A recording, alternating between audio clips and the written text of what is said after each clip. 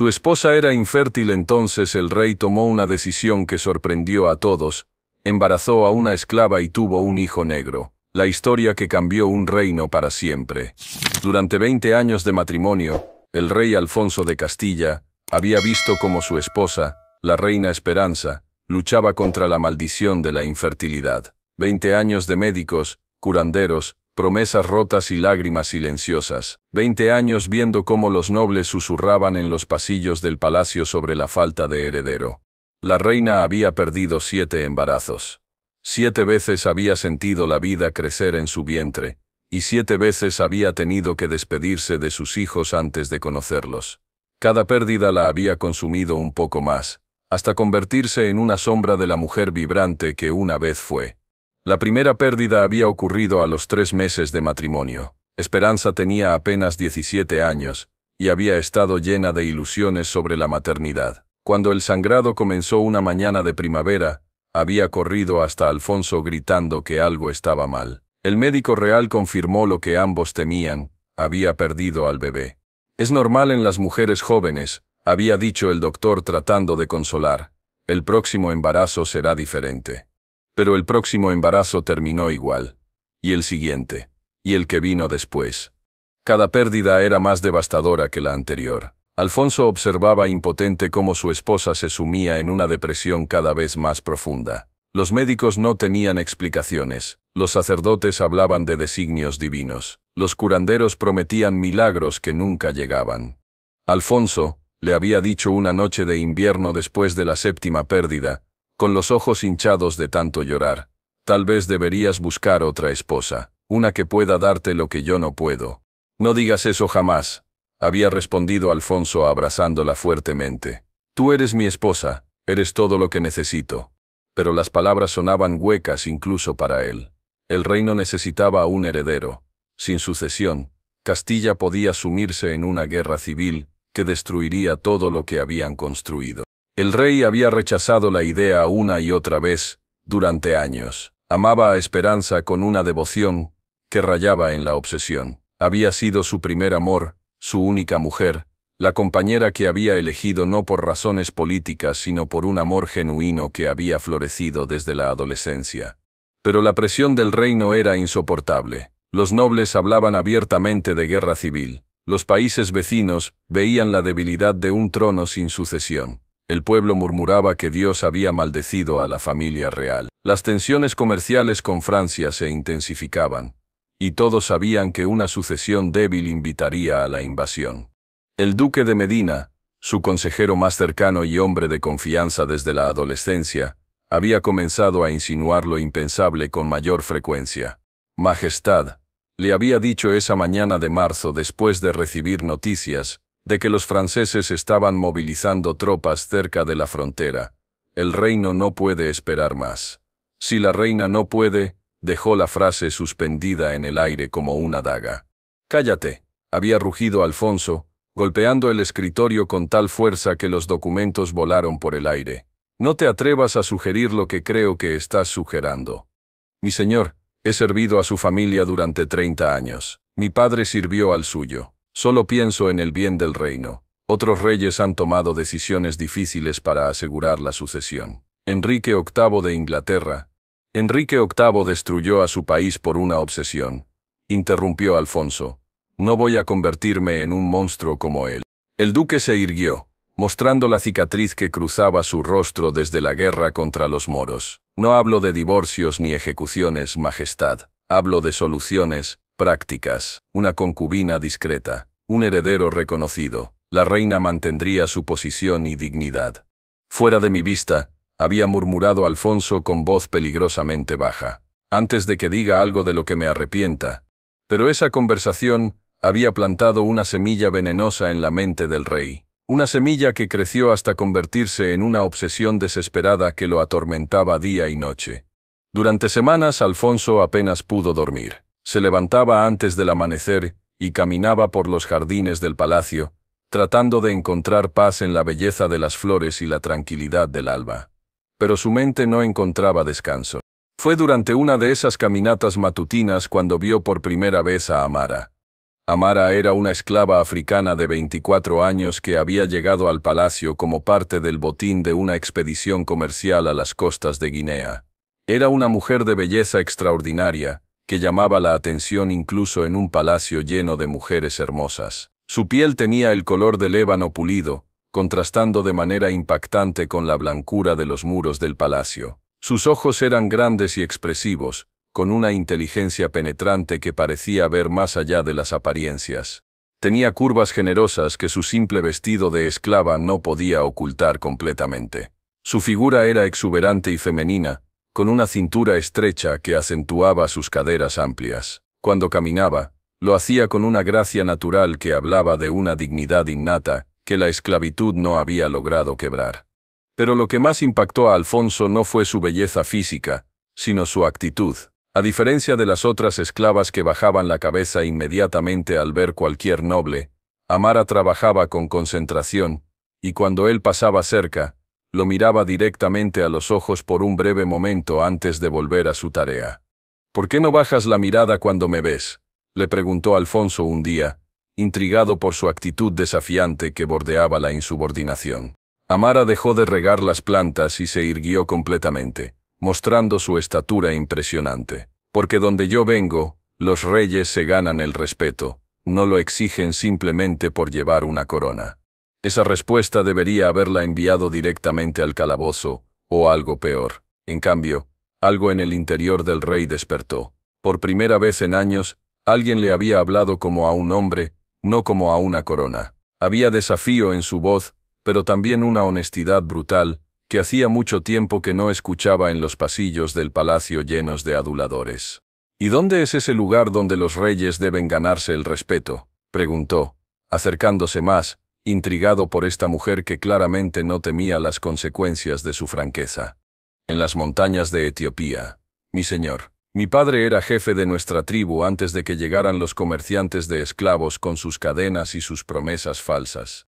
La voz de Amara no tenía autocompasión, solo una declaración simple de hechos que hablaba de una fortaleza interior extraordinaria. Los encuentros se volvieron frecuentes. Alfonso encontraba excusas cada vez más elaboradas para caminar por los jardines donde Amara trabajaba.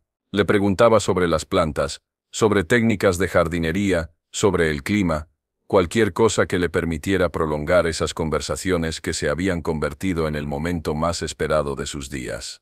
Primero fueron conversaciones simples sobre las plantas y las flores. Amara conocía secretos de la jardinería que había aprendido en su tierra natal, técnicas para hacer que las plantas resistieran mejor el calor o florecieran fuera de temporada. Sus conocimientos eran vastos y prácticos, muy diferentes de la educación teórica que Alfonso había recibido. Gradualmente, las conversaciones se volvieron más personales. Amara le contó sobre su tierra, sobre su familia, que había perdido en las guerras tribales, sobre los sueños que había tenido que enterrar cuando la esclavitud destruyó su vida anterior. «En mi pueblo», le dijo una tarde mientras podaba cuidadosamente las rosas del jardín real, «creemos que los hijos son el regalo más sagrado que puede dar una mujer. Mi madre tuvo 8 hijos, yo era la única mujer entre 7 hermanos varones». La palabra hijos atravesó el corazón de Alfonso como una flecha envenenada. Se quedó en silencio, observando las manos delicadas pero fuertes de Amara, mientras trabajaba con una precisión que hablaba de años de práctica. «¿Tú? ¿Querías tener hijos?», preguntó con voz ronca, la pregunta saliendo de sus labios antes de que pudiera detenerla. Amara dejó de trabajar, y lo miró fijamente con esos ojos penetrantes que parecían leer su alma. «Quería. Estaba prometida con un guerrero de mi tribu, un hombre bueno y fuerte llamado Kunto. Íbamos a casarnos cuando cumpliera 21 años. Los esclavistas llegaron 3 días antes de la boda». Su voz se quebró ligeramente al mencionar a su prometido perdido, pero se recompuso rápidamente. «Kunto murió luchando por protegerme. Lo último que vi de mi tierra fue su sangre en la arena». La historia de Amara despertó algo peligroso en Alfonso. No era solo compasión lo que sentía. Era una conexión profunda con alguien que también había perdido sus sueños de familia, aunque por razones completamente diferentes. Había en ella una fuerza que lo atraía, una vitalidad que contrastaba dolorosamente con la frágil resignación de esperanza. «Lo siento», murmuró Alfonso, Y por primera vez en años, las disculpas sonaron genuinas saliendo de labios reales. Nadie debería perder tanto. La pérdida nos enseña a valorar lo que nos queda, respondió Amara con una sabiduría que parecía mayor que sus años. Y a veces, lo que creemos que hemos perdido para siempre regresa de maneras que nunca esperamos. Las conversaciones se extendieron durante semanas, luego meses. Alfonso comenzó a visitar los jardines todos los días, a veces 2 veces al día. Los sirvientes comenzaron a murmurar entre ellos, intercambiando miradas significativas cuando veían al rey dirigirse una vez más hacia donde trabajaba la esclava africana. Pero nadie se atrevía a hacer comentarios abiertos. Las conversaciones también se volvieron más íntimas. Alfonso le habló a Amara sobre sus propias frustraciones, sobre el peso de la corona, sobre sus temores por el futuro del reino. Ella escuchaba sin juzgar, ofreciendo perspectivas que provenían de una experiencia de vida completamente diferente. «Mi señor», le había dicho Amara un día cuando Alfonso parecía particularmente agobiado por las presiones políticas, «la gente habla mucho. No es bueno para usted ser visto hablando tanto conmigo. Los rumores pueden ser peligrosos para ambos». «Que hablen», respondió Alfonso con una vehemencia que lo sorprendió incluso a él mismo. «Por primera vez en meses puedo tener una conversación sin que alguien me recuerde mis fracasos como rey y como hombre». Amara bajó la mirada por primera vez desde que la conocía. «Perdón, mi señor. No quise implicar que usted fuera un fracaso en nada». «No», la interrumpió, acercándose más de lo que el protocolo jamás permitiría entre un rey y una esclava. «No tienes que disculparte por decir la verdad. Contigo puedo ser solo Alfonso. ¿Sabes cuánto tiempo hace que alguien no me llama por mi nombre en lugar de majestad o mi señor?» Esa conversación marcó un punto de no retorno en la relación entre ambos. Alfonso comenzó a buscar momentos para estar completamente a solas con Amara, enviando discretamente a otros sirvientes a tareas lejanas, cuando quería hablar con ella sin interrupciones.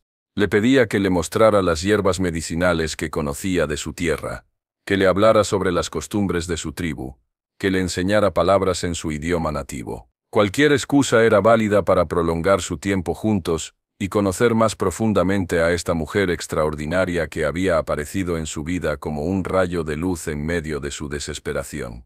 Fue durante una de estas conversaciones íntimas, en una tarde dorada de finales de verano, cuando Amara le confesó algo que cambiaría para siempre el curso de sus vidas. «Mi señor», le dijo con voz temblorosa, jugando nerviosamente con las flores que tenía en las manos, «debo decirle algo importante, algo que tal vez pueda ayudar con sus problemas». Alfonso sintió que el corazón se le aceleraba. «En mi tribu, las mujeres de mi linaje somos conocidas por ser muy fértiles. Es como una bendición que pasa de madres a hijas. Mi madre tuvo 8 hijos sin nunca perder uno. Mi abuela tuvo 10. Mi bisabuela tuvo 12. Es parte de nuestra sangre, de quienes somos». Las palabras golpearon a Alfonso como un rayo en una noche clara. Se quedó completamente paralizado, mirando a esta mujer que había aparecido en su vida como una respuesta directa a sus oraciones más desesperadas. «¿Por qué me dices esto?», preguntó, aunque en el fondo de su corazón ya conocía la respuesta, y le aterraba la esperanza que estaba empezando a crecer. «Porque veo su dolor, mi señor, y el dolor de la reina. He estado en este palacio el tiempo suficiente para entender lo que significa la ausencia de un heredero. He perdido mucho en mi vida, mi libertad, mi familia, mis sueños, pero si pudiera ayudar a aliviar el sufrimiento de las 2 personas que han mostrado más bondad hacia mí en este lugar». Alfonso sintió como si el mundo se detuviera completamente. Aquí estaba la solución a todos sus problemas, ofrecida por una mujer que no tenía absolutamente nada que ganar, y potencialmente todo que perder. «Amara», murmuró, y su voz sonaba extraña incluso para él mismo. «¿Sabes lo que estás sugiriendo?». «Sé exactamente lo que estoy sugiriendo», respondió ella con una firmeza que contrastaba con el temblor de sus manos. «Y sé que es peligroso para mí incluso mencionarlo. Pero también sé que hay momentos en la vida cuando debemos arriesgar todo por algo más grande que nosotros mismos». Esa noche Alfonso no pudo dormir. Se quedó despierto toda la noche junto a Esperanza, observando su rostro sereno mientras dormía. Su esposa se veía más joven cuando dormía. casi como la muchacha de 16 años con quien se había casado en una ceremonia llena de esperanza y promesas de futuro. Pero las líneas de dolor alrededor de sus ojos, visibles incluso en sueños, hablaban de 2 décadas de decepciones y sueños rotos. «¿Qué estás pensando?», murmuró. Esperanza sin abrir los ojos, como si hubiera sentido la tensión que emanaba de su esposo. Alfonso se sobresaltó. «Pensé que dormías». «He dormido muy poco últimamente. Te siento inquieto todas las noches. Es como si hubiera una tormenta dentro de ti». Se volteó para mirarlo con esos ojos que lo conocían mejor que nadie en el mundo. «¿Qué pasa, Alfonso? Y no me digas que son solo preocupaciones del reino. Conozco esa mirada». Por un momento el rey consideró contarle todo sobre Amara, sobre las conversaciones, sobre la posibilidad que se había abierto ante ellos. Pero las palabras se le atascaron en la garganta como si fueran piedras. «Es sobre la sucesión», admitió finalmente, porque no podía mentirle completamente a la mujer que había sido su compañera durante 2 décadas. Esperanza se incorporó en la cama, y Alfonso pudo ver en sus ojos que había estado esperando esta conversación durante mucho tiempo. «He estado pensando», continuó Esperanza con voz apenas audible, cada palabra saliendo como si le costara un esfuerzo físico enorme, «sobre lo que dije hace unas semanas, sobre que tal vez deberías buscar otra esposa». «Esperanza, no. Escúchame», lo interrumpió con una firmeza que no había mostrado en años, una firmeza que recordaba a la joven decidida que había sido antes de que las pérdidas la quebraran. «He estado casada contigo durante 20 años. Te conozco mejor que nadie en este mundo. Sé cuando algo está cambiando en ti. Sé que has estado considerando opciones». Alfonso sintió como si le hubieran arrancado el corazón del pecho y lo hubieran puesto sobre la mesa para que ella lo examinara. «¿Cómo puedes decir eso? ¿Cómo puedes pensar que yo?» «Porque te amo», respondió Esperanza. Y las lágrimas comenzaron a rodar por sus mejillas como ríos de dolor acumulado durante años. «Y porque amo este reino que hemos construido juntos. No puedo seguir siendo la razón por la cual ambos sufren. No puedo seguir siendo el obstáculo entre tú y tu deber como rey». Lo que siguió fue la conversación más difícil y dolorosa de sus vidas. Duró hasta que los primeros rayos del sol comenzaron a filtrarse por las pesadas cortinas de terciopelo de la habitación real. Hubo lágrimas que parecían no tener fin, gritos susurrados para no despertar a los sirvientes que dormían en las habitaciones cercanas, momentos de ternura devastadora, donde se abrazaron como si el mundo estuviera acabándose, y admisiones dolorosas que ambos habían estado evitando durante años. Esperanza le confesó que había notado sus visitas frecuentes a los jardines, que había visto cómo cambiaba su estado de ánimo después de esas caminatas, que se había convertido en menos pensativo y más esperanzado, que había preguntado discretamente entre los sirvientes y había descubierto quién era Amara y por qué el rey parecía buscar su compañía. «No estoy ciega, Alfonso», le dijo con una mezcla de dolor y determinación que partía el alma. «Y no soy tonta. Sé que esa mujer es especial, sé que es hermosa, y sé que hay algo entre ustedes que va más allá de conversaciones casuales sobre jardinería». «Esperanza. Déjame terminar», continuó con voz firme. «He pasado los últimos meses observando, pensando, tratando de entender qué debería hacer, y he llegado a una conclusión que me rompe el corazón, pero que sé que es correcta». Alfonso esperó, sintiendo que su mundo estaba a punto de cambiar para siempre. «Si hay una manera de que tengas un heredero sin destruir nuestro matrimonio, sin abandonarme, sin convertirme en una reina divorciada y deshonrada, tal vez deberíamos considerarla seriamente». La conversación que siguió fue como caminar por un campo minado emocional. Discutieron todas las implicaciones, todos los riesgos, todas las posibles consecuencias. Hablaron sobre el escándalo político, sobre las reacciones de los nobles, sobre el impacto en el pueblo, pero también hablaron sobre la desesperación, sobre el amor, sobre el sacrificio, y sobre lo que estaban dispuestos a hacer para salvar tanto su matrimonio como su reino. Al final, cuando los primeros rayos del sol entraron por las ventanas, iluminando sus rostros cansados por la vigilia, habían llegado a un acuerdo que los horrorizaba y los tranquilizaba a la vez. Alfonso buscaría a Amara, le haría una propuesta. Si ella aceptaba llevar un hijo suyo, El niño sería reconocido como heredero legítimo del reino. Esperanza mantendría su posición como reina, y sería la madre del niño en todos los aspectos excepto el biológico. Pero tiene que ser decisión completamente libre de ella, insistió Esperanza con una vehemencia que sorprendió a Alfonso. No puede ser una orden real, no puede ser coerción, debe ser su elección libre, sin amenazas ni promesas falsas. Alfonso asintió, aunque ambos sabían que el concepto de elección libre para una esclava era filosóficamente complicado y prácticamente casi imposible. Y otra cosa, añadió Esperanza con voz quebrada pero determinada. Si ella acepta, si esto sucede, yo quiero estar involucrada en todo. No quiero ser una espectadora en la creación de mi propio hijo. 2 días después, Alfonso encontró a Amara sola en el invernadero del palacio, un espacio íntimo lleno de plantas exóticas que ella cuidaba con particular dedicación. Estaba atendiendo unas plantas de jazmín que habían florecido recientemente, y su aroma dulce llenaba el aire cálido y húmedo del invernadero. Amara, comenzó Alfonso, y su voz sonó más nerviosa de lo que había pretendido, traicionando la ansiedad que había estado acumulándose durante días. Ella se volteó inmediatamente, y al ver la expresión en su rostro, supo instintivamente que algo fundamental había cambiado. Había una tensión en él que no había visto antes, una energía que hablaba de decisiones tomadas y líneas cruzadas. «Mi señor», respondió, dejando las plantas, y irguiéndose para darle toda su atención. «Necesito hablarte sobre algo muy importante, sobre lo que dijiste el otro día, sobre tu familia, tu fertilidad». Amara dejó completamente las plantas, y se volteó para enfrentarlo directamente.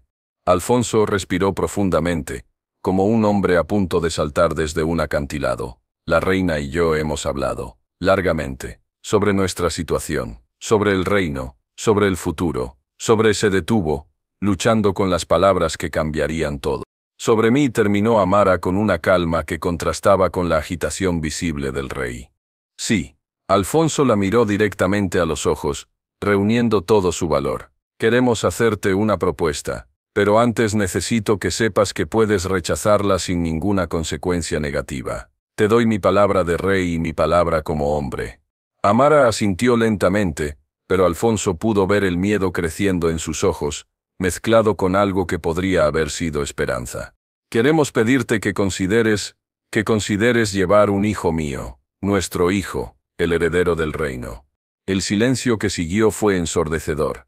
Amara se quedó completamente inmóvil durante lo que parecieron horas, aunque probablemente fueron solo segundos. Su rostro pasó por una serie de expresiones: sorpresa, miedo, comprensión, y finalmente una especie de paz resignada.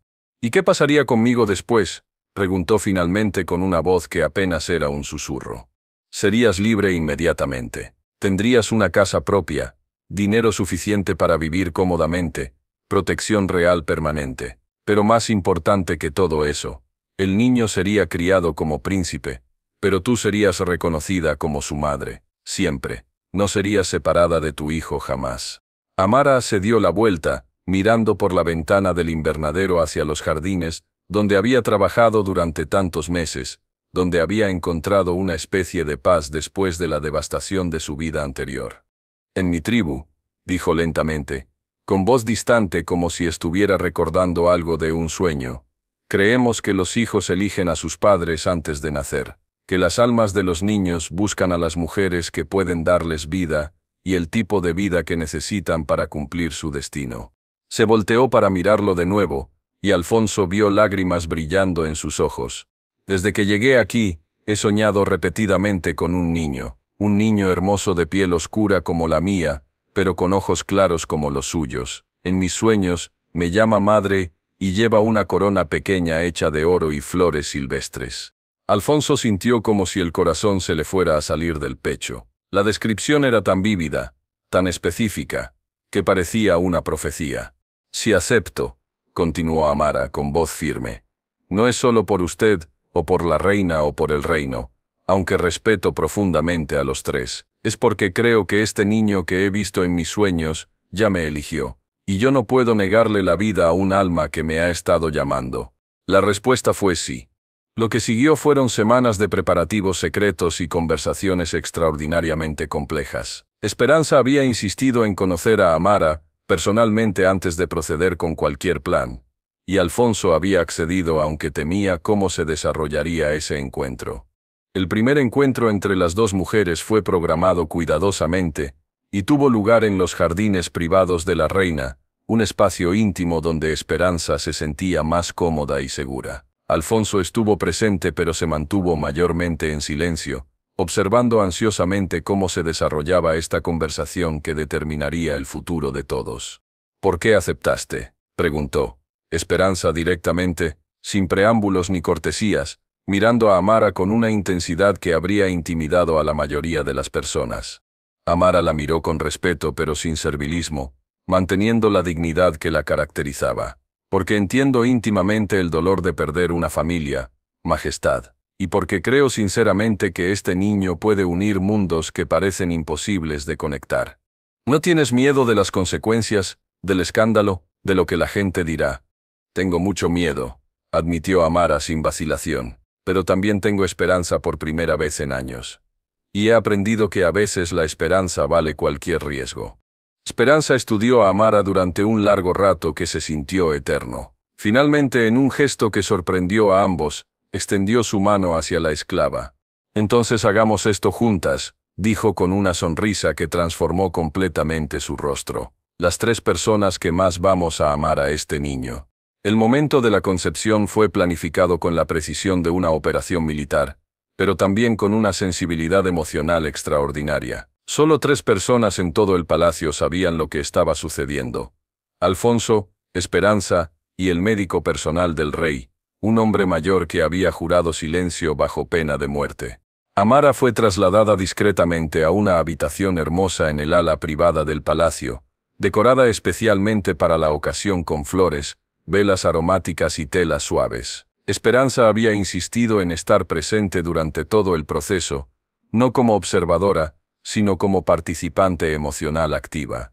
«Esto no es solo físico», le había explicado a Alfonso, cuando él había cuestionado su decisión. «Este niño debe nacer del amor de los 3, no solo del deseo o la necesidad de uno. Debe ser concebido en amor, no en desesperación». La noche fue extrañamente íntima y sagrada. Los 3 pasaron horas hablando sobre sus esperanzas para el niño, sobre cómo lo criarían, sobre el tipo de mundo que querían construir para él. Discutieron nombres, tradiciones que querían transmitir, valores que consideraban importantes. Esperanza compartió historias de su propia infancia, de las tradiciones reales que quería que el niño conociera. Amara habló sobre las costumbres de su tribu, sobre las canciones de cuna que su madre le había cantado, sobre la sabiduría que quería transmitir de su cultura. Alfonso habló sobre sus sueños para el reino, sobre el tipo de líder que esperaba que fuera su hijo. Cuando finalmente Alfonso y Amara se unieron físicamente, Esperanza tomó la mano de Amara y murmuró oraciones antiguas por el alma del niño que esperaban concebir. Fue un momento de intimidad espiritual que trascendía cualquier consideración física o política. 6 semanas después, en una mañana dorada de octubre, Amara confirmó lo que todos esperaban pero nadie se había atrevido a asumir: estaba embarazada. La noticia se mantuvo en estricto secreto durante los primeros meses, pero gradualmente comenzó a filtrarse por el palacio como el agua a través de las piedras. Los rumores se extendieron desde los sirvientes hasta los nobles, desde la capital hasta las provincias más lejanas, como fuego en un bosque seco. El duque de Medina fue el primero en confrontar al rey abiertamente cuando los rumores llegaron a sus oídos. «Esto es un escándalo sin precedentes», rugió durante una reunión privada, su rostro enrojecido por la indignación. «Un rey cristiano engendrando bastardos con una esclava pagana». «Cuidado con tus palabras», respondió Alfonso con una calma peligrosa, que hizo que el aire en la habitación se sintiera denso y amenazante. «Estás hablando del futuro heredero de este reino. Ese niño negro jamás será aceptado como rey», gritó el duque, perdiendo completamente la compostura que había mantenido durante décadas de servicio. «La nobleza se rebelará, el pueblo se alzará, los países vecinos verán esto como una oportunidad para invadir». «Ese niño será tan rey como yo lo soy», replicó Alfonso levantándose de su silla. su voz cortando el aire como una espada. Y cualquiera que se oponga a su derecho al trono, estará cuestionando directamente mi autoridad como rey. El linaje real no se define por el color de la piel, sino por la sangre real que corre por sus venas. Majestad, está usted cometiendo un error que destruirá el reino. El duque se acercó al escritorio, apoyando ambas manos sobre la superficie con tal fuerza que sus nudillos se pusieron blancos. Mi familia ha servido a la suya durante 3 generaciones. Mi padre murió en batalla por su padre. No puedo quedarme callado mientras usted destruye todo lo que hemos construido. ¿Y qué sugieres?, preguntó Alfonso con una sonrisa fría. ¿Que mate al niño? ¿Que abandone a la mujer que lleva a mi heredero? ¿Que ignore la única oportunidad que tengo de asegurar la sucesión de este reino? El silencio que siguió fue tenso y cargado de amenazas implícitas. Sugerimos, dijo el duque después de una pausa calculada, que reconozca su error antes de que sea demasiado tarde, que encuentre una solución más apropiada. Alfonso entendió inmediatamente la amenaza velada. Estás sugiriendo lo que creo que estás sugiriendo. Estoy sugiriendo que un rey debe pensar en el bien mayor, incluso cuando eso requiera sacrificios personales dolorosos. Fuera, murmuró Alfonso, su voz tan baja que era apenas audible. Sal de mi vista antes de que ordene tu ejecución por traición. Pero Alfonso sabía que el duque no estaba solo en su oposición. La resistencia sería feroz y organizada. Comenzó inmediatamente a prepararse para una guerra política que podría destruir el reino que tanto había luchado por proteger. Los meses del embarazo fueron los más tensos en la historia reciente del reino. Amara floreció físicamente durante el embarazo, como si su cuerpo hubiera estado esperando esta oportunidad toda su vida. Su belleza natural se intensificó, adquiriendo un resplandor que hacía que incluso sus detractores admitieran que era una mujer extraordinaria. Pero vivía prácticamente recluida en el ala privada del palacio por su propia seguridad y la del bebé. Alfonso había triplicado la guardia personal después de interceptar conversaciones sospechosas entre algunos nobles. Esperanza se convirtió en su compañera constante durante estos meses, y gradualmente las dos mujeres desarrollaron una amistad genuina que sorprendió a todos, incluidas a ellas mismas. A veces me olvido de que no es mi propio embarazo, le confió Esperanza a Alfonso una noche mientras cenaban en privado. Siento cada patada como si fuera en mi propio vientre. Cuando ella tiene náuseas matutinas, yo también me siento mal. Alfonso observaba maravillado cómo las dos mujeres se habían convertido en aliadas verdaderas en lugar de rivales. Amara le enseñaba a Esperanza canciones de cuna africanas en su idioma nativo, melodías hermosas y complejas que hablaban de amor maternal y protección. Esperanza le enseñaba a Amara los protocolos reales, la historia del reino, las tradiciones que el niño necesitaría conocer para gobernar algún día. «Este niño va a tener las madres más extraordinarias del mundo», murmuró Alfonso una tarde, observándolas desde la puerta mientras planificaban la decoración del cuarto del bebé, mezclando elementos europeos y africanos en un diseño que era único y hermoso. Pero no todo era armonía y preparación feliz. Los nobles comenzaron a organizarse en facciones claramente definidas. Los leales al rey apoyaban su decisión por obediencia, aunque muchos tenían reservas privadas. Los opositores se organizaban en una resistencia cada vez más abierta y agresiva. Un tercer grupo, quizás el más peligroso, buscaba aprovechar la crisis para ganar poder personal. El momento más peligroso llegó en el 7º mes del embarazo, cuando Alfonso descubrió una conspiración activa para envenenar a Amara y hacer que pareciera un aborto natural tardío. «Malditos traidores», rugió cuando su red de espías le reveló los detalles completos del plan. «Están dispuestos a asesinar a una mujer embarazada inocente por sus ambiciones políticas». La conspiración involucraba a varios nobles de alto rango, incluyendo al conde de Valencia, y para horror de Alfonso, al duque de Medina, su antiguo consejero y amigo de la infancia. «Pensé que simplemente te oponías por principios», le dijo Alfonso a Medina, cuando lo confrontó en privado antes del arresto. «Nunca pensé que llegarías al asesinato». «A veces», respondió el duque con una frialdad que Alfonso nunca había visto en él, «el amor al reino requiere decisiones que van contra nuestros sentimientos personales». La seguridad alrededor de Amara se triplicó nuevamente. Alfonso tomó la decisión drástica de arrestar públicamente a los 3 nobles conspiradores principales, incluyendo al duque de Medina, en una demostración de fuerza que envió ondas de shock por toda la corte. «Has cometido traición contra la corona», le dijo Alfonso a su antiguo consejero en la fría mazmorra del palacio, las palabras saliendo como fragmentos de hielo. «La traición la has cometido tú», respondió el duque con desprecio. «Contra tu raza, tu fe, tu linaje y tu reino. Ese bastardo negro jamás será aceptado como rey legítimo. Mi único compromiso es con el futuro de este reino. Y ese futuro está creciendo en el vientre de esa mujer que ustedes querían asesinar».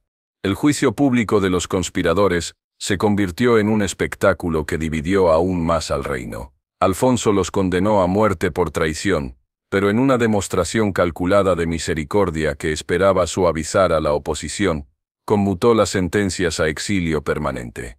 El plan funcionó parcialmente. Algunos nobles moderados vieron la clemencia como una señal de sabiduría real y moderaron su oposición. Pero otros interpretaron la misericordia como debilidad y endurecieron su resistencia.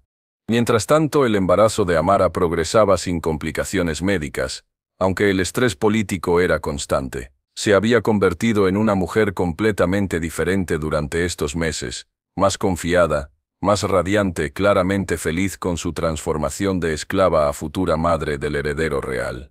«¿Alguna vez imaginas cómo será el niño?», le preguntó Esperanza una tarde soleada mientras sentían juntas las patadas fuertes del bebé. «Creo que será hermoso», respondió Amara con una sonrisa que iluminaba todo su rostro. «Como su padre, pero con algo especial que viene de más lejos, algo que habla de 2 mundos unidos en una sola persona. ¿Crees que la gente lo aceptará algún día?». Amara se quedó pensativa durante un largo momento. «Creo que los niños nos enseñan a amar de maneras que no sabíamos que existían. Este niño va a enseñarle al reino algo nuevo sobre sí mismo, sobre lo que significa ser una familia que trasciende las diferencias». El trabajo de parto comenzó en una noche tormentosa de noviembre, como si la naturaleza misma estuviera anunciando algo trascendental. Alfonso paseaba nerviosamente por los pasillos del palacio, mientras las 2 parteras más hábiles del reino atendían a Amara, asistidas por Esperanza, quien había insistido en estar presente durante todo el proceso.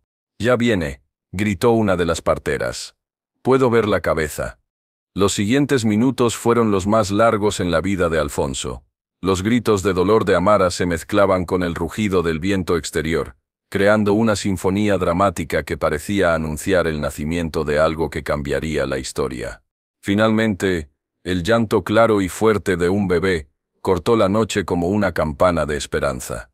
Alfonso corrió hacia la habitación y se detuvo en seco al ver la escena que lo esperaba. Amara, exhausta pero radiante, sostenía en sus brazos al niño más hermoso que había visto jamás. El bebé tenía la piel dorada de su madre, pero los ojos claros e inteligentes de Alfonso. Era absolutamente perfecto. «Es un varón, mi señor», anunció la partera principal con lágrimas en los ojos. «Un príncipe perfecto y saludable». Esperanza lloraba abiertamente mientras acariciaba la mejilla diminuta del bebé. «Es nuestro», murmuró con voz quebrada por la emoción. «Es realmente nuestro hijo». Alfonso se acercó lentamente, casi con reverencia, como si estuviera aproximándose a algo sagrado. Cuando Amara le extendió al niño, sintió como si estuviera sosteniendo el futuro mismo del reino en sus brazos. «¿Cómo lo llamaremos?», preguntó con voz quebrada por una emoción que no sabía que podía sentir. «Esperanza», dijo Amara mirando a la reina con gratitud infinita. «¿Usted qué nombre elegiría para nuestro hijo?». Esperanza se secó las lágrimas y sonrió con una felicidad que no había sentido en décadas. «En mi país, llamamos Gabriel a los mensajeros de Dios. Creo que este niño es un mensaje de esperanza para todos nosotros. Y en mi tribu», añadió Amara con voz suave, «Kesi significa nacido en tiempos difíciles pero destinado a la grandeza. Podríamos llamarlo Gabriel Kesi». Alfonso asintió, completamente abrumado por la perfección del momento y la profundidad del amor que sentía por este niño que representaba tanto más que un simple heredero. «Gabriel Kesi», murmuró, «príncipe de Castilla y futuro rey». Pero la paz y la felicidad de ese momento duraron poco. Cuando la noticia del nacimiento se extendió como fuego por el reino, Las reacciones fueron explosivas y dividieron al país más profundamente que cualquier guerra. El pueblo se dividió en líneas que parecían imposibles de reconciliar. Los que apoyaban al rey celebraron el nacimiento del heredero tanto esperado con fiestas en las calles y campanas que repicaron durante días. Los que se oponían organizaron protestas que a veces se convertían en disturbios violentos.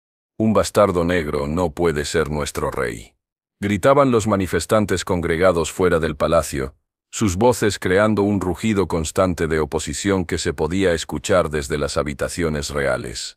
Alfonso respondió a la crisis con una proclamación real, que se leyó simultáneamente en todas las plazas principales del reino.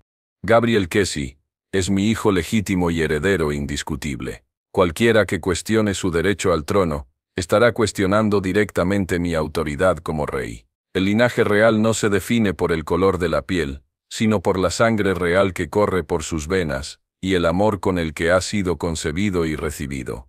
Los primeros años de Gabriel fueron tensos pero extraordinarios en muchos sentidos. El niño creció rodeado del amor completo y devoto de 3 padres que competían por darle la mejor educación y el mayor cariño posible. Alfonso lo educaba personalmente en asuntos de Estado, llevándolo a reuniones gubernamentales desde que pudo caminar, enseñándole los complejos equilibrios del poder político. Esperanza le enseñaba protocolo real, historia del reino, literatura y música, asegurándose de que tuviera la educación refinada que correspondía a un futuro rey. Amara le transmitía la sabiduría y las tradiciones de su pueblo africano, enseñándole lenguas diferentes, contándole historias ancestrales y dándole una perspectiva del mundo que ningún otro príncipe europeo había tenido jamás.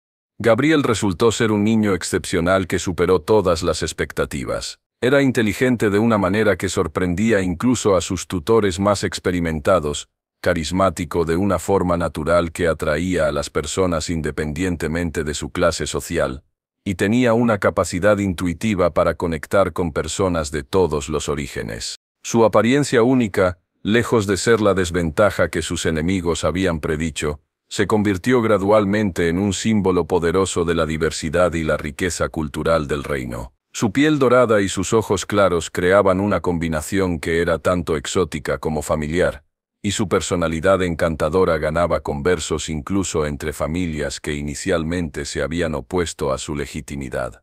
Cuando cumplió 5 años, Alfonso organizó una ceremonia pública de presentación oficial, que fue diseñada tanto para celebrar a su hijo, como para consolidar su aceptación popular. Miles de personas se congregaron en la plaza principal de la capital, para ver a su futuro rey. Gabriel, vestido con ropas reales tradicionales pero adornadas con pequeños elementos africanos, que Amara había cosido cuidadosamente, se dirigió a la multitud con una confianza y naturalidad sorprendentes para su edad. «Soy Gabriel Kesi», dijo con su voz infantil pero sorprendentemente clara, «y algún día seré vuestro rey. Prometo amar este reino como mis 3 padres me han enseñado a amarlo, con todo mi corazón y toda mi alma». La respuesta de la multitud fue mixta pero mayormente positiva. Muchos quedaron genuinamente encantados por la personalidad magnética del pequeño príncipe. Incluso algunos de los que habían venido a protestar se encontraron sonriendo ante su carisma natural. Los años pasaron, y Gabriel creció, convirtiéndose en un joven que era admirado incluso por muchos de sus detractores iniciales más fervientes. Su educación multicultural única le había dado una perspectiva del mundo que era tanto profunda como práctica, y su habilidad natural para la diplomacia se manifestaba en su capacidad para mediar entre grupos en conflicto.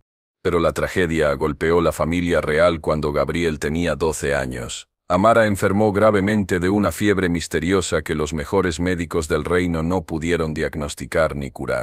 Durante semanas, luchó contra la enfermedad con la misma fortaleza que había mostrado a lo largo de su vida extraordinaria. Alfonso, Esperanza y Gabriel se turnaron para cuidarla día y noche, negándose a aceptar que la mujer que había dado tanto a todos pudiera estar muriendo.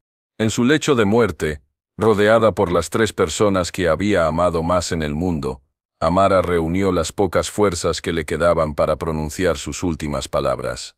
«Mi rey», murmuró Alfonso con una voz que era apenas un susurro, «gracias por darme la oportunidad de ser madre». Ha sido el honor más grande y la alegría más pura de mi vida.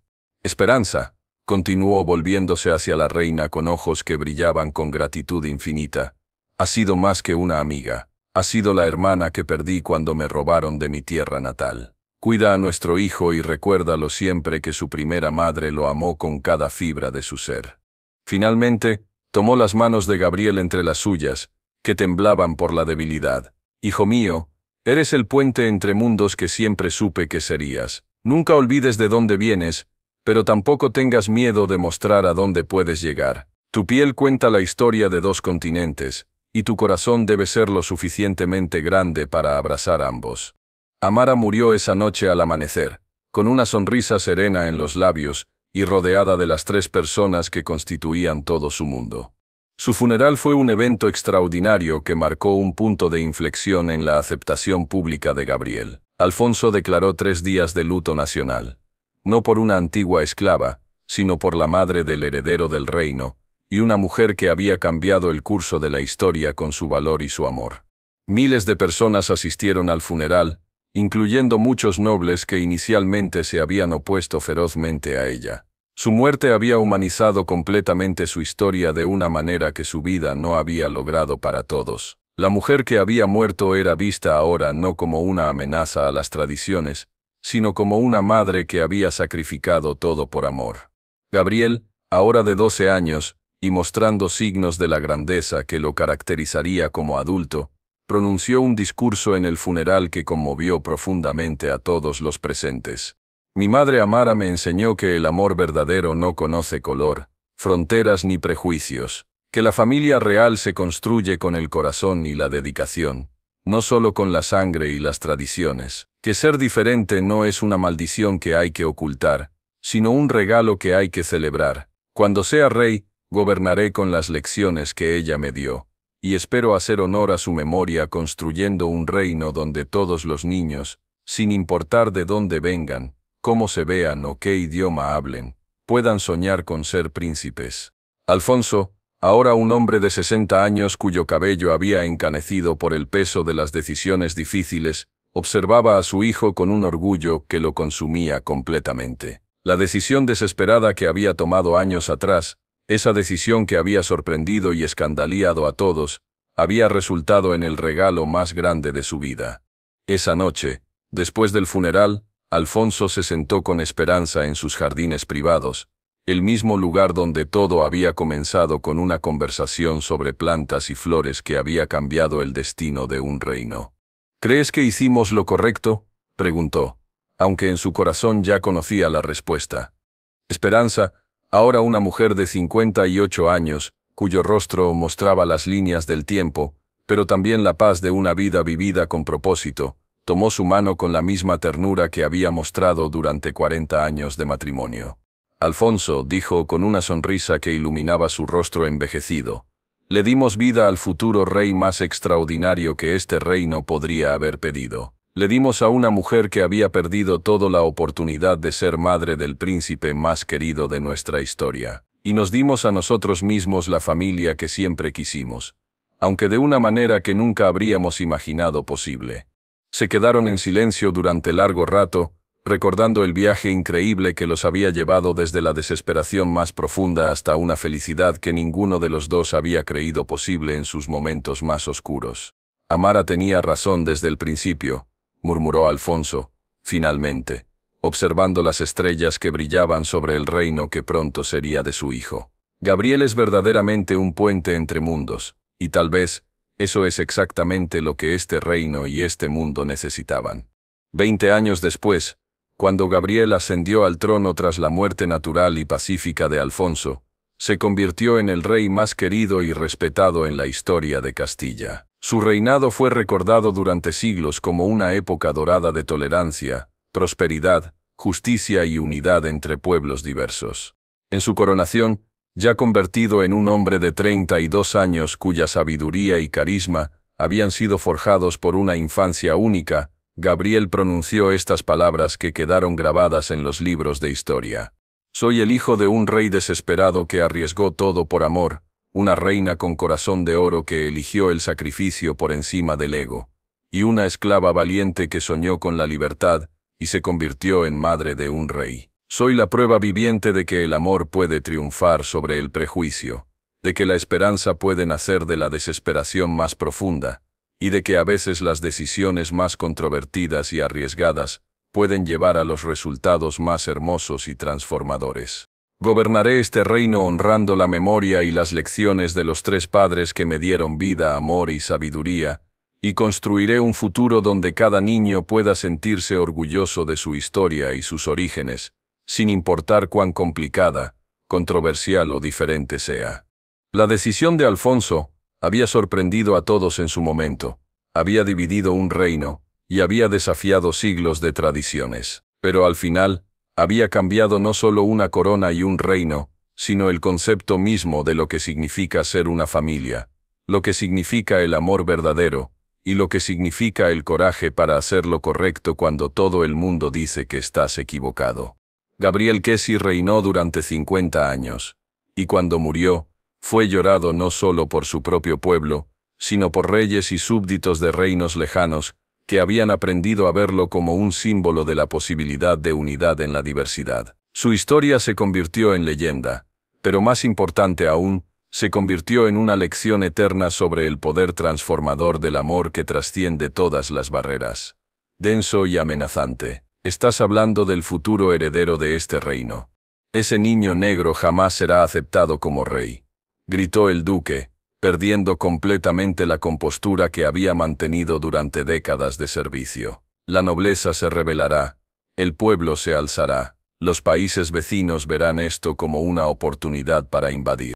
Ese niño será tan rey como yo lo soy, replicó Alfonso levantándose de su silla, su voz cortando el aire como una espada, y cualquiera que se oponga a su derecho al trono, estará cuestionando directamente mi autoridad como rey. El linaje real no se define por el color de la piel, sino por la sangre real que corre por sus venas. Majestad, está usted cometiendo un error que destruirá el reino. El duque se acercó al escritorio, apoyando ambas manos sobre la superficie con tal fuerza que sus nudillos se pusieron blancos. Mi familia ha servido a la suya durante 3 generaciones. Mi padre murió en batalla por su padre. No puedo quedarme callado mientras usted destruye todo lo que hemos construido.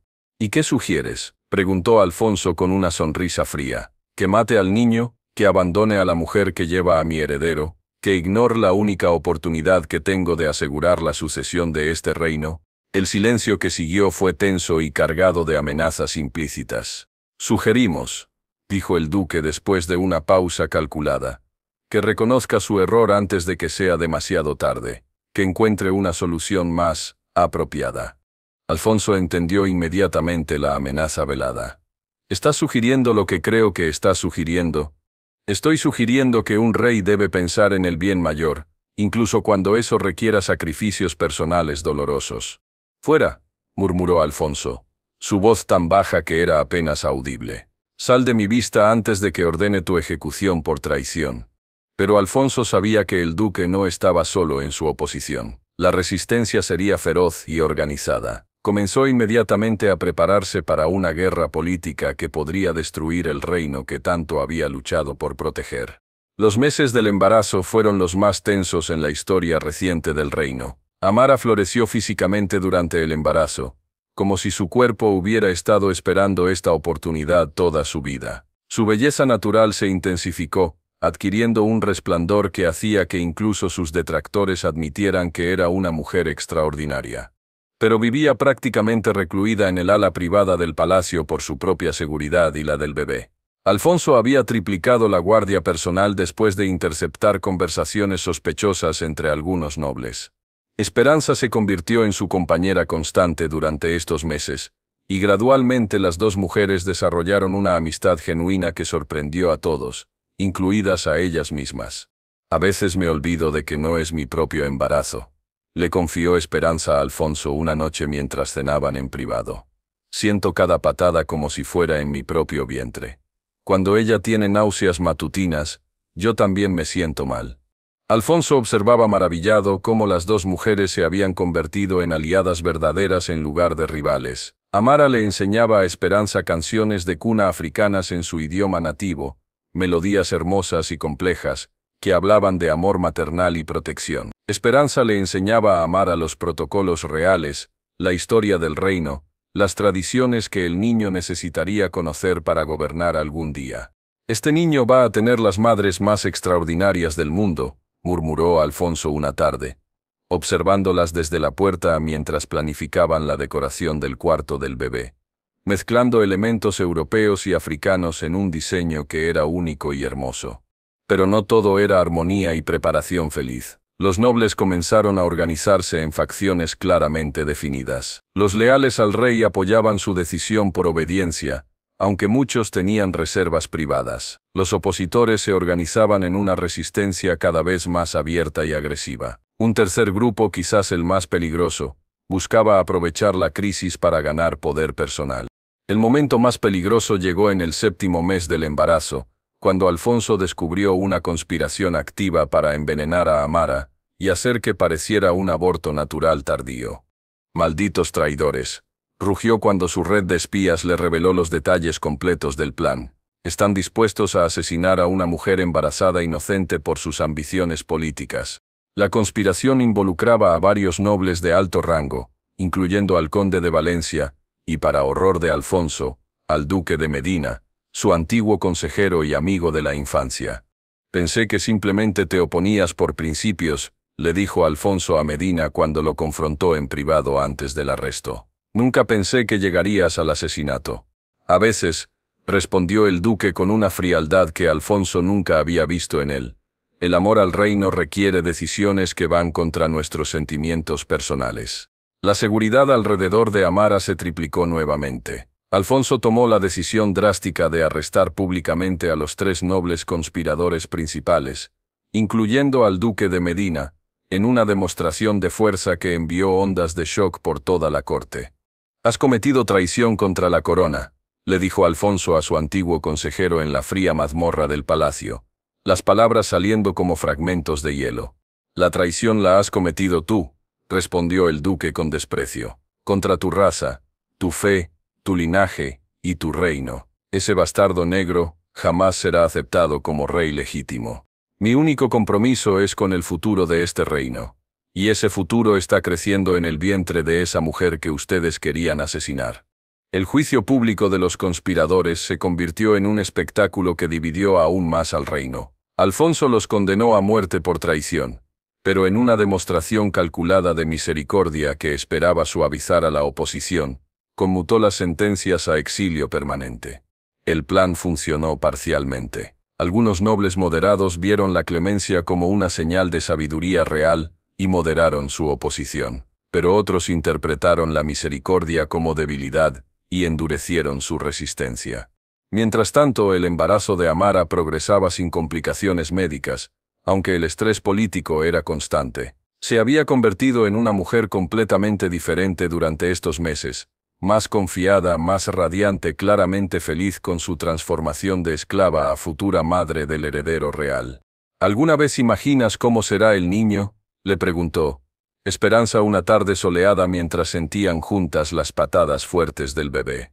«Creo que será hermoso», respondió Amara con una sonrisa que iluminaba todo su rostro. «Como su padre, pero con algo especial que viene de más lejos. Algo que habla de 2 mundos unidos en una sola persona.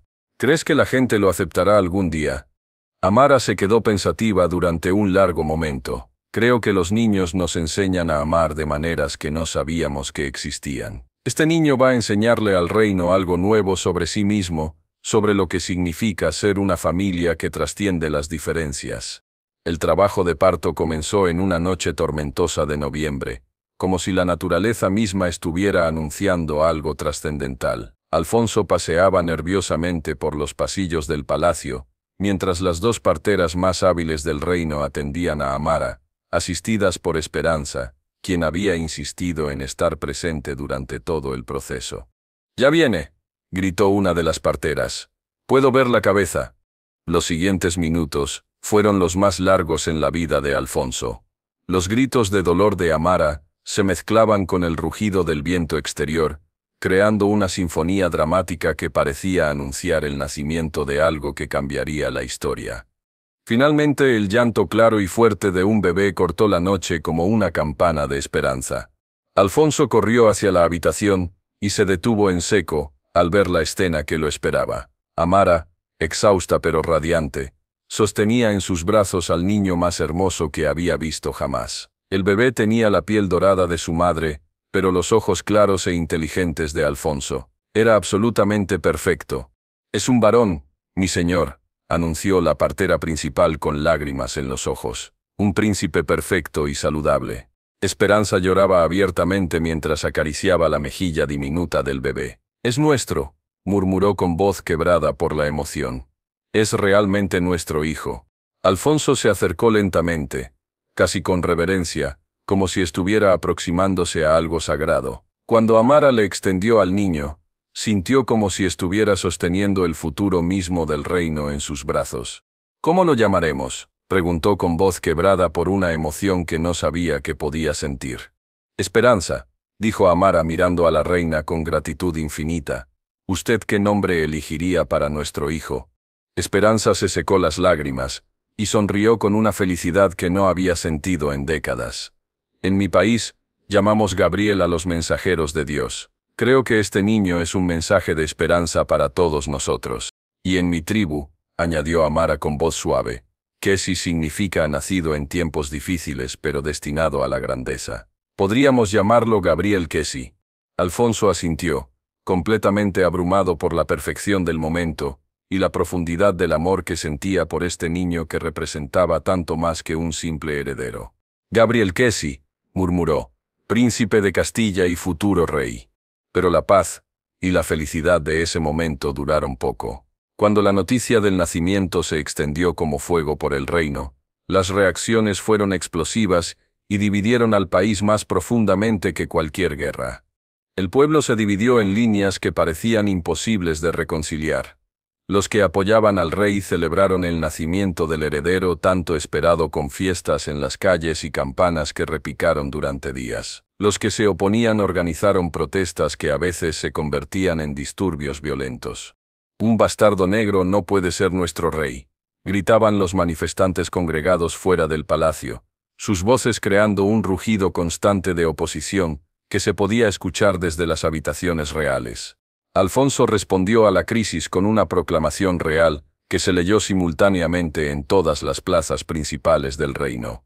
«Gabriel Kesi es mi hijo legítimo y heredero indiscutible. Cualquiera que cuestione su derecho al trono estará cuestionando directamente mi autoridad como rey. El linaje real no se define por el color de la piel, sino por la sangre real que corre por sus venas y el amor con el que ha sido concebido y recibido». Los primeros años de Gabriel fueron tensos pero extraordinarios en muchos sentidos. El niño creció rodeado del amor completo y devoto de 3 padres que competían por darle la mejor educación y el mayor cariño posible. Alfonso lo educaba personalmente en asuntos de Estado, llevándolo a reuniones gubernamentales desde que pudo caminar, enseñándole los complejos equilibrios del poder político. Esperanza le enseñaba protocolo real, historia del reino, literatura y música, asegurándose de que tuviera la educación refinada que correspondía a un futuro rey. Amara le transmitía la sabiduría y las tradiciones de su pueblo africano, enseñándole lenguas diferentes, contándole historias ancestrales y dándole una perspectiva del mundo que ningún otro príncipe europeo había tenido jamás. Gabriel resultó ser un niño excepcional, que superó todas las expectativas. Era inteligente de una manera que sorprendía incluso a sus tutores más experimentados, carismático de una forma natural que atraía a las personas independientemente de su clase social, y tenía una capacidad intuitiva para conectar con personas de todos los orígenes. Su apariencia única, lejos de ser la desventaja que sus enemigos habían predicho, se convirtió gradualmente en un símbolo poderoso de la diversidad y la riqueza cultural del reino. Su piel dorada y sus ojos claros creaban una combinación que era tanto exótica como familiar, y su personalidad encantadora ganaba conversos incluso entre familias que inicialmente se habían opuesto a su legitimidad. Cuando cumplió 5 años, Alfonso organizó una ceremonia pública de presentación oficial que fue diseñada tanto para celebrar a su hijo como para consolidar su aceptación popular. Miles de personas se congregaron en la plaza principal de la capital para ver a su futuro rey. Gabriel, vestido con ropas reales tradicionales pero adornadas con pequeños elementos africanos que Amara había cosido cuidadosamente, se dirigió a la multitud con una confianza y naturalidad sorprendentes para su edad. «Soy Gabriel Kesi», dijo con su voz infantil pero sorprendentemente clara, «y algún día seré vuestro rey. Prometo amar este reino como mis tres padres me han enseñado a amarlo, con todo mi corazón y toda mi alma». La respuesta de la multitud fue mixta, pero mayormente positiva. Muchos quedaron genuinamente encantados por la personalidad magnética del pequeño príncipe, e incluso algunos de los que habían venido a protestar se encontraron sonriendo ante su carisma natural. Los años pasaron y Gabriel creció convirtiéndose en un joven, que era admirado incluso por muchos de sus detractores iniciales más fervientes. Su educación multicultural única le había dado una perspectiva del mundo que era tanto profunda como práctica, y su habilidad natural para la diplomacia se manifestaba en su capacidad para mediar entre grupos en conflicto. Pero la tragedia golpeó la familia real cuando Gabriel tenía 12 años. Amara enfermó gravemente de una fiebre misteriosa que los mejores médicos del reino no pudieron diagnosticar ni curar. Durante semanas luchó contra la enfermedad con la misma fortaleza que había mostrado a lo largo de su vida extraordinaria. Alfonso, Esperanza y Gabriel se turnaron para cuidarla día y noche, negándose a aceptar que la mujer que había dado tanto a todos pudiera estar muriendo. En su lecho de muerte, rodeada por las tres personas que había amado más en el mundo, Amara reunió las pocas fuerzas que le quedaban para pronunciar sus últimas palabras. «Mi rey», murmuró a Alfonso con una voz que era apenas un susurro, «gracias por darme la oportunidad de ser madre. Ha sido el honor más grande y la alegría más pura de mi vida». Esperanza, continuó volviéndose hacia la reina con ojos que brillaban con gratitud infinita. «Has sido más que una amiga. Has sido la hermana que perdí cuando me robaron de mi tierra natal. Cuida a nuestro hijo y recuérdalo siempre que su primera madre lo amó con cada fibra de su ser». Finalmente, tomó las manos de Gabriel entre las suyas, que temblaban por la debilidad. «Hijo mío, eres el puente entre mundos que siempre supe que serías. Nunca olvides de dónde vienes, pero tampoco tengas miedo de mostrar a dónde puedes llegar. Tu piel cuenta la historia de 2 continentes, y tu corazón debe ser lo suficientemente grande para abrazar ambos». Amara murió esa noche al amanecer, con una sonrisa serena en los labios y rodeada de las 3 personas que constituían todo su mundo. Su funeral fue un evento extraordinario que marcó un punto de inflexión en la aceptación pública de Gabriel. Alfonso declaró 3 días de luto nacional, no por una antigua esclava, sino por la madre del heredero del reino, y una mujer que había cambiado el curso de la historia con su valor y su amor.